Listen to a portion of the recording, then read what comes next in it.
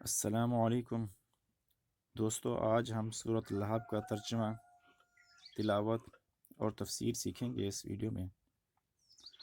سورۃ اللہب قرآن مجید میں ترتیب توقیفی کے لحاظ سے 111 نمبر پر ہے اور ترتیب نزولی کے اعتبار سے 6 نمبر پر ہے۔ اس میں کل 5 آیات ہیں اور 1 رکوع ہے۔ اس کی تلاوت سماعت فرمائیں۔ اعوذ باللہ من الشیطان الرجیم،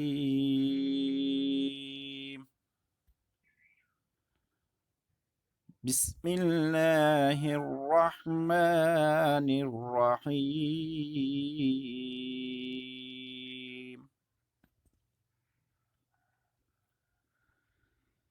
تبت یدا ابی لہب وتب،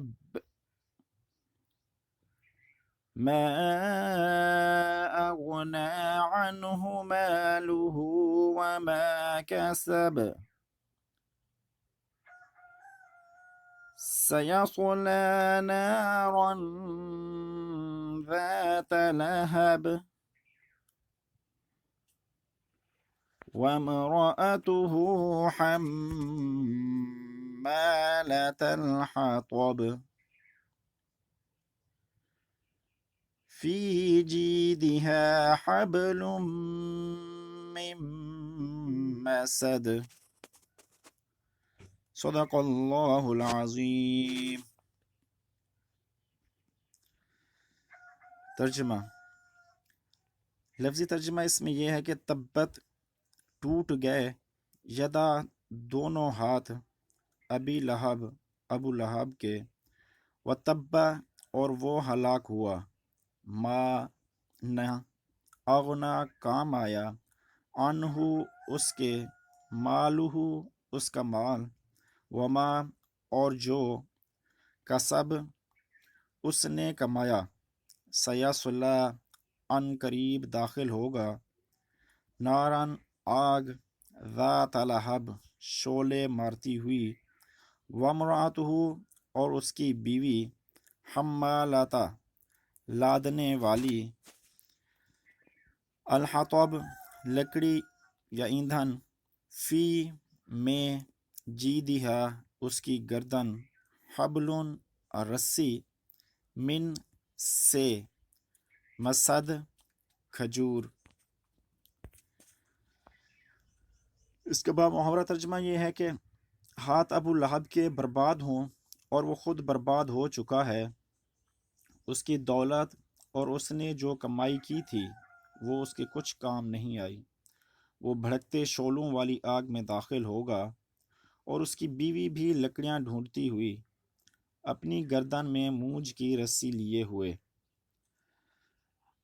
اب سامعین، اس کی تفسیر ملاحظہ فرمائیں۔ سب سے پہلے یہ کہ ابو لہب حضور اقدس صلی اللہ علیہ وسلم کا ایک چچا تھا جو آپ کی دعوت اسلام کے بعد آپ کا دشمن ہو گیا تھا اور طرح طرح سے آپ کو تکلیف پہنچاتا تھا۔ جب حضرت صلی اللہ علیہ وسلم نے پہلی بار اپنے خاندان کے لوگوں کو صفا پہاڑ پر جمع فرما کر ان کو اسلام کی دعوت دی تو ابو لہب نے یہ جملہ کہا تھا کہ تبا لکا الہذا جماعتنا، یعنی بربادی ہو تمہاری، کیا اس کام کے لیے تم نے ہمیں جمع کیا تھا؟ اس کے جواب میں یہ صورت نازل ہوئی اور اس میں پہلے تو ابو لہب کو بد دعا دی گئی ہے کہ بربادی معاذ اللہ نبی کریم صلی اللہ علیہ وسلم کی نہیں ہے بلکہ ہاتھ ابو لہب کے برباد ہوں۔ عربی محاورے میں ہاتھوں کی بربادی کا مطلب انسان کی بربادی ہی ہوتا ہے۔ پھر فرمایا گیا ہے کہ وہ برباد ہو ہی گیا ہے، یعنی اس کی بربادی اتنی یقینی ہے جیسے ہو ہی چکی۔ چنانچہ جنگ بدر کے 7 دن بعد اسے طاعون جیسی بیماری ہوئی جسے عدسہ کہتے ہیں۔ عرب کے لوگ چھوت چھات کے قائل تھے اور جسے عدسہ کی بیماری ہوتی اسے ہاتھ بھی نہیں لگاتے تھے، چنانچہ وہ اسی حالت میں مر گیا اور اس کی لاش میں سخت بدبو پیدا ہو گئی۔ جہاں تک کہ لوگوں نے کسی لکڑی کے سہارے اسے ایک گڑھے میں دفن کیا۔ بھڑکتے شعلے کو عربی میں لہب کہتے ہیں۔ ابو لہب بھی اس کو اس لیے کہتے تھے کہ اس کا چہرہ شعلے کی طرح سرخ تھا۔ قرآن کریم نے یہاں دوزخ کے شعلوں کے لیے بھی یہی لفظ استعمال کر کے یہ لطیف اشارہ فرمایا ہے کہ اس کے نام میں بھی شعلے کا مفہوم داخل ہے۔